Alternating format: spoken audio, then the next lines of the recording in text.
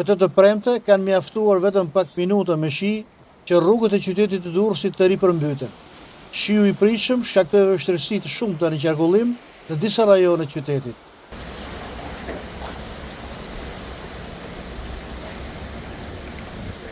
Qarkullimi i automjeteve u bllokua dhe vështirësitë, sikurse ngritën shqetësim shumë banorë në televizionin Adrianet, që janë evidente në afërsitë të shkollës së Malmici, ku shiu bllokoi rrugët për të kaluar nxënësit. Madje banorët sollën dhe video nga situata ku rrugët u kthyen në ngjashmëri me kanalet dhe makinat e bllokuara mes ujrave. Ato i revolton përsëritja e shpeshtë e kësaj situate sa herë që ka rreshi.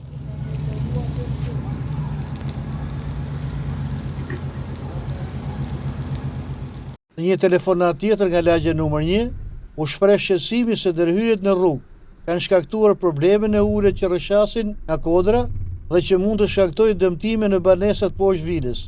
Situata e rënduar nga ujërat është konstatuar edhe në Currila.